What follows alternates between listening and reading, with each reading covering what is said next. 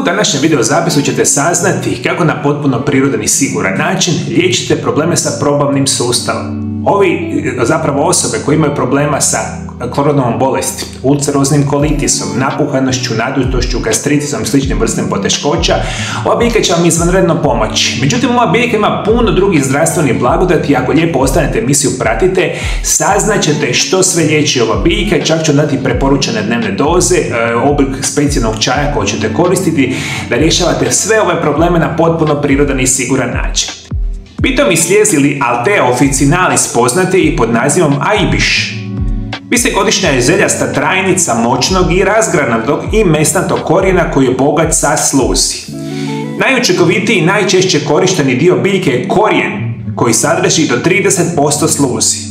Upravo zbog dragocjene sluzi pitomi se slijez koristi za smirivanje nadražene sluznice. Prije nego što pređemo na probleme sa probavnim sustavom, reći ću vam da ova biljka je izvanredan način pomoći vašim infekcijama gornjih dišnih puteva. Svi vi koji imate problema sa kroničnom sluzi, imate nadraženo grlo, imate upale sinusa, prehlade, viroze, gripe, imate astmu, bronhitis, probleme sa plućima, ovo je savršena biljka koja može pomoći jer proizvodi tu specijalnu sluz kada je pijete u formi čaja, drugih vrsta preparata koji ću vam kasnije reći, savršena za ove infekcije gornjih dišnih puteva. Ono što vam želim reći vezano za probavni sustav.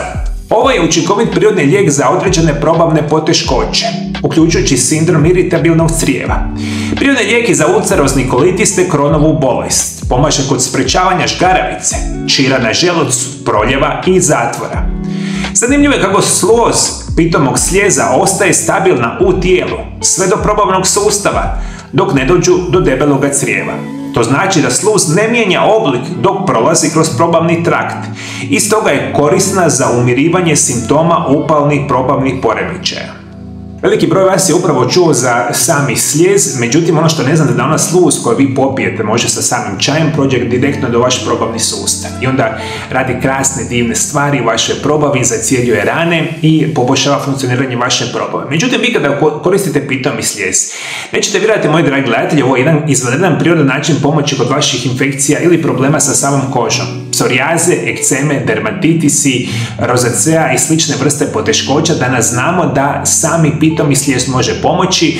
Tu ga najčešće koristite u formi, možete kapsula, ali isto tako krema, recimo emulzija i slično za vaše kožne poremećaje. Sami pitomi slijez je krasan prirodni lijek i za srce i za krvne žile. Prirodno sprečava nastanak visokog krvnog tlaka, smanjuje rizik od krvnih ugrušaka, a što bi bilo bolje nego na potpuno prirodan i siguran način. Slijez ubrzava zacjeljivanje tkiva, aktiviranjem imunološkog sustava, posebno olakšavanjem procesa pod imenom fagocitoza, koji uklanja oštećene i mrtve stanice tijela. Nedavna su istraživanja također pokazala da ima i potencijalne neuroprotektivne učinke koji nas mogu štititi od demencije i sličnih bolesti mozga. Antioksidativna i zaštitna svojstva korijena pitomog slijeza podržavaju zdravo funkcioniranje stanica, što potiče zdravu kožu i kosu. Stoga se korijen bijeloga slijeza ponekad koristi kao sastojak prirodnih šampona i regeneratora. I još jedna jako bitna informacija, pitomi slijez, mi danas znamo da je krasan prirodni lijek i za jetru i za bubrege, moji dragi gledatelji. Ključ je da shvatite, ukoliko za današnju emisiju bilo najbitnije za reći, probavne poteškoće, prirodno i sigurno liječenje ide sa ovom biljkom. A kako ćete koristiti ovu biljku? Dati ću vam jedan krasnu recepturu jednog čaja, međutim i druge opcije korištenja same ove biljke. Korijen pitomog slijeza dostupan je u nekoliko oblika. U dućanima zdrave hrane možete kupiti čaj, kapsule, tinkture, meleme, kreme ili balzame za kožu. Sigurna doza za korijen pitomog slijeza treba se utvrditi, ali preporučene doze temelje se na tradicionalnoj upotrebi. Literatura predlaže pijenje 250 ml čaja najmanje 1 do 2 puta dnevno prije obroka ili nakon uzimanja bilo kakvih oralnih lijekova.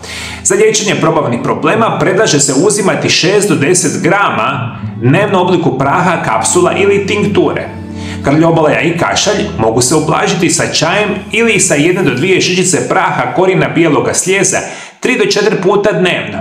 Čaša vode koja sadrži 30 do 40 kapi tinkture također može biti korisna. Jeste shvatili, moji dragi gledatelji, sada možete bez problema kupiti bilo kakvu opciju samog pitomoga slijeza, možete ga konzumirati. Međutim, želim vam dati jednu krasnu recepturu, biti će čaj od bijelog slijeza ili korijena od slijeza je same metvice.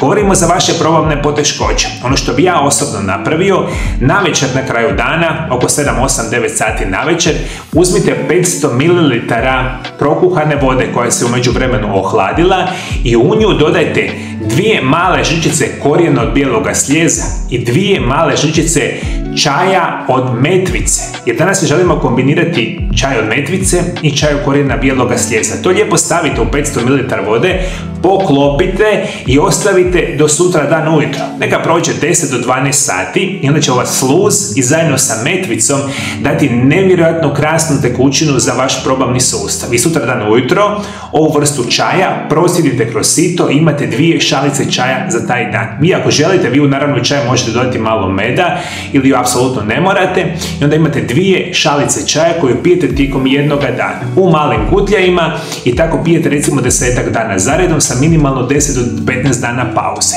Ja osobno smatram da svi koji imate probavne poteškoće, kada konzumirate ovaj čaj, već ćete za 10 dana imati značajno poboljšavanje simptoma ovoga tipa. A svi moji dragi gledatelji, ako vi znate bilo kakav prirodni lijek koji je pomogao svima vama u liječenju bolesti probavnog sustava, molim vas dole ispod video zapisa pišite, komentirajte, pomozite nekim drugim osobama. Međutim, na ovome kanalu imate desetke video zapisa vezanih za liječenje probavnog sustava. Ukoliko još želite saznati kako se liječi probava na potpuno prirodan i siguran način, pogledajte ovaj video zapis pored mene, mislim da će vas oduševiti. Hvala što me pratite me i dalje, moji dragi gledatelji, vidimo se drugi puta, lijepi pozdrav!